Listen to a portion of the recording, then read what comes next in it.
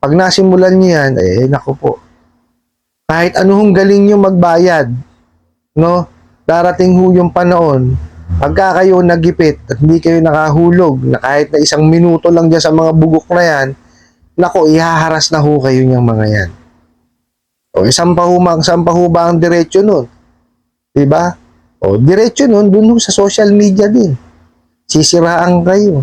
Doon sisingilin yung mga ano nyo, mga nasa friend list nyo po. O, di ba ano hong laban nyo? May nagtanong sa akin, ako po, Boss Rai, nasa social media na po ang pangalan, ID at selfie. Naniningil po sa FB accounts ng mga friend list ko. Ano po gagawin ko? Nakabalander na po mukha ko sa social media. Magbabayad naman po ako. Sa ngayon, gipit lang po talaga. Alright, napakagandang katanungan po nito. Pero bago natin sasagutin, imbitahan ko muna sana kayo na pakisuportahan po sana aking mga social media accounts sa YouTube, Facebook, and TikTok. Okay. Ano pa ho ba ang gagawin ng mga bugok na online lending apps na yan? Yung mga ahente? Ay, Jesus Mario Joseph. Yung mga abusadong online lending apps na may mga abusadong ahente na yan. Ay, nako po. Puro dyan lang ho ang sa social media. No? Magtatago lang ho talaga sila sa social media sa paniningil. Okay? Kaya ho, kadalas kong sinasabi sa inyo na wag ho kayong manghihiram dyan sa mga abusadong online lending apps na yan. Kasi po, pag nasimulan nyo ho na dyan manghiram, pag hindi ho kayo nakabayad, ay dyan ho sila maghahasik ng lagim sa social media. Okay lang ho sana kung tawag dito is wala yung social media no is deactivated. No? Ang masakit ho kasi diyan sa mga friends nyo po no nagpo-post yan. Hindi lang 'yon. Sa mga sa mga groups. Okay? Diyan po nagpo-post yan sa company.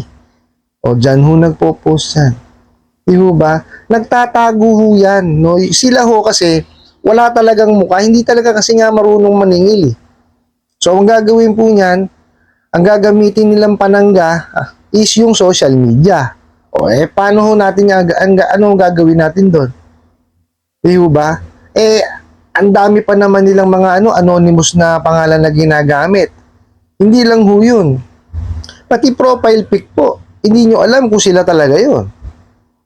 Paano nyo lalabanan ng ganon? Di ba? Although yes, meron ho tayong cyber libel na tinatawag. No, criminal offense ho yung gagawin na yan. Kumbaga, ang pagka pinost kayo sa social media, criminal offense yun. So, may kulong ho yun. Bukod sa kulong, may danyos pa. Kaya lang po, ang pinakamabigat dyan is totoong pangalan po ba o totoong profile po ba ang ginagamit ng mga abusadong online lending apps? Hindi po. Nakaw din lang po ang identity na ginagamit nila. O di po ba? So, paano ho natin sila babalikan? Okay po, pwede ho tayong mag-complain sa SEC. Andyan po sa link ko, yung iMessage. Click nyo lang ho yan. Pwede kayong mag-complain doon. Okay? Kaya lang ho, ang question kasi is, paano hahanapin, yung mga IP address? O syempre, kailangan i-surrender. Marami kayong mabusisi yan. So, pupunta kayo ng PNP or ng NBI. Kasi nasa kanila po yung technology para matrace po yung mga yan. Pero hindi rin ho ganun kadali. Okay? Kasi kagaya nga ho sabi ng IT namin, may mga gumagamit ng mga VPN o nagpapalit para mapalitan yung nila IP. 'Di ba? Marami na ho kasing ngayon kalokohan sa internet. So pagka kayo ngayon inabuso sa internet, sa social media, ay talagang nakabakat na ho doon 'yun. Wala na ho tayong magagawa ron. Yun ang masakit kasi doon. Kumbaga, yung isang kasi pagkakamali naman talaga yung panghihiram sa mga online lending apps Bakit ko ho nasabing pagkakamali? Kasi wala naman kayong idea sa mga bugok na yan Di ho ba? Kasi tingnan nyo, kung sila transparent sa kanilang pagpapautang, wala hong maniningil sa kanila, ay, wala hong mangungutang sa kanila. Ano?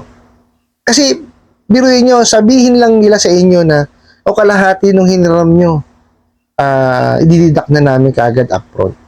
Tapos, ang ikakarga namin na interest, 10% per day. Sa tingin nyo, sino mangungutang sa kanila? Diba? Kaya nga, hindi nila sinasabi yun eh. Kaya hindi ho sila transparent.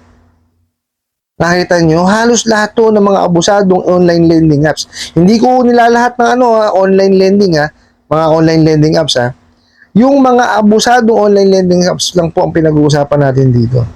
O nakita nyo ho yung mga yan. Hindi ho magdi-declare yan o hindi nila sasabihin sa inyo kung ano po yung pinapasok nyong obligasyon. Which is batas yun. Ayon ho sa The Truth in Lending Act or TILA. Kasi kailangan ho, sabi nga ho sa TILA, fully disclose po doon sa nanghihiram yung kanyang obligasyon.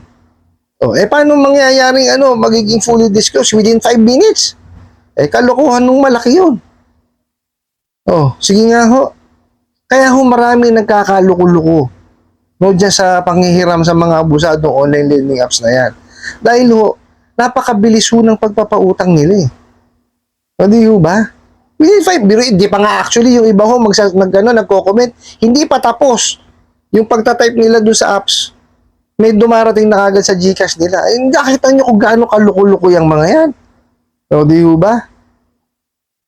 Tapos, pag hindi kayo nasingil, ano gagawin? Lahat ng mga nasa contact list na ninakaw nila, tatawagan, sisingilin. Hindi lang yun.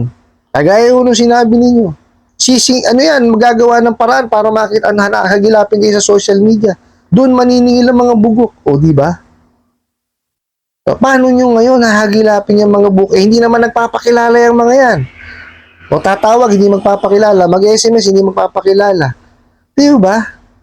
Buti sana kung nag-iisa lang yung online lending apps nyo. Hindi ho. Di ba? Sigurado yan, marami yan. Kasi sabi nga sa inyo, maraming napauso itong mga bugok na online lending apps na to Yung tapal system lang Kasi nga, marami silang magkakapatid. Sasabihin niya, sige, tutulungan kita makahiram sa ganito. Pero kukunin namin yun para itapal dito. Wala na kung nangyari sa inyo ngayon lalo. Hindi ba? Saan mo kayo nakakita? First loan nyo doon sa kapatid nila. Malaking halaga agad. Samantalang kung pangkaraniwan yan, 1,000, 2,000 lang papahiram sa inyo. Di ba? So, para sila makasingil dun sa isa, ituturo ka dun sa isa. Wala na hanggang sa magkabaon-baon na kayo. Tapos, pag hindi na kayo talaga ayan na, simula na ho ng dilubyo ng buhay po ninyo. Dahil nakatatak na ho sa social media yan. Hindi nyo na ho kayang alisin yan. Not unless yun pong admin ang magtatanggal niyan. Paano kung let's say for example, may website to or merong may page yung yung company po ninyo. Hindi nyo napansin, pinost pala kayo. Di marami na nakabasa. Di ho ba? Tapos ang nakalagay hong profile hindi naman sa kanila. Wala ho tayong talagang laban sa mga bugok na yan. Ang pwede lang ho talaga natin gawin is i-screenshot yun, i-email, mag-complain ho kayo sa sa SEC, yung sa iMessage, which is nandyan na po sa aking description box, sa aking YouTube channel. Tapos, pwede rin ho kayo manghingi ng tulong sa PNP tsaka sa NBI. Kasi nasa kanila po yung technology. Para ho matrace sila. Pero hindi pa rin ho ganun kadali. Kaya yung sinabi ko sa inyo, may mga makalokohan hong ginagawa yung mga yan. Yung sinasabi nga IT namin, VPN ba yun? Hindi ko kasi alam yun yung VPN na yun So, may mga ganun daw ho silang ginagawa. Kaya nga ho ako laging sinasabi sa inyo, wag nyo hong hihiraman yung mga bugok na online lending apps na yan, yung mga abusado. Kasi pag nasimulan nyo yan, naku po. Kahit anuhong galing nyo magbayad, darating ho yung panahon, pagka kayo nagipit at hindi kayo nakahulog na kahit na 1 minuto lang dyan sa mga bugok na yan, nako, ihaharas na ho kayo niyang mga yan. O, saan pa ho ba ang diretsyo nun? Diba? O, diretsyo nun, dun ho sa social media din. Sisiraan kayo. Doon sisingilin yung mga ano nyo, mga nasa friend list nyo po. O, diba, ano hong laban nyo? Wala. Kayo lang ho din ang mapapahama. Kaya ako paulit-ulit na sinasabi ko sa inyo, huwag nyo yung tangkiligin. No, bago kayo mag-download, basahin nyo muna yung about this apps.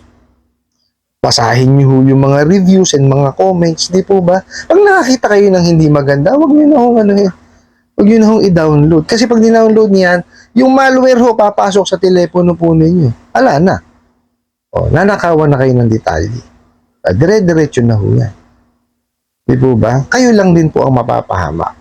Sasakit lang ho ulo niyo dyan. Madidepress lang ho talaga kayo sa gagawin mga kalokohan ng mga bugok na online lending apps na yan. Oh, so, sino ho ang talo? Kayo. Di po ba? Kaya, huwag nyo na hong simulan. No, doon sa mga nanonood na baguhan, huwag ho kayong manghihiram dyan sa mga abusadong online lending apps na yan.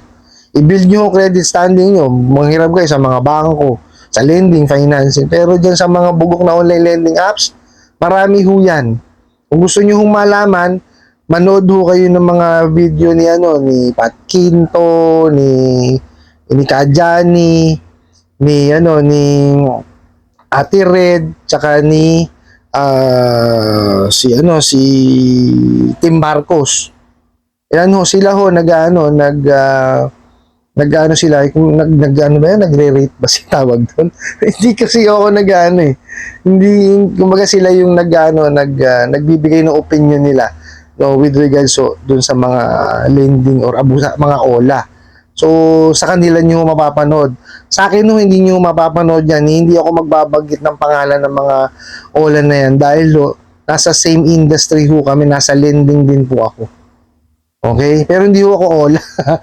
Nasa lending din po ako. Maniningil ho ako sa lending. So, unethical on my part po na magsabi o magbanggit po ng pangalan ng mga, kahit na mapasabi mo OLA yan, lending yan or financing, hindi ko dapat yan binabanggit, no, sa akin, no. So, yun ho, kaya sinabi ko sa inyo, kila Pat Quinto, kila Kajani, Ate Red, tsaka kay Tim Marcos, sila po, mga nag-evaluate ho sila, o sila ho, nagbibigay sila ng opinion, no, dun sa mga OLA po or other, mga financial institution, no, para ho, kahit papaano, madagdagan mo yun yung kaalaman. At least, aware kayo dun sa mahihiraman po ninyo. Ano po? I hope nasagot ko po itong katanungan na to at sana po yung makatulong. Maraming salamat po sa inyong walang sawang pagsuporta at panonood sa aking mga videos. Maraming salamat po sa inyong pag-like, pag-share, pag-comment at pagtatanong. And kunin ko na rin po itong opportunity na to na imbitahan po sana kayo na pakisuportahan po sana ang aking mga social media accounts sa YouTube, Facebook, and TikTok. Hanggang sa muli po. Yun lang.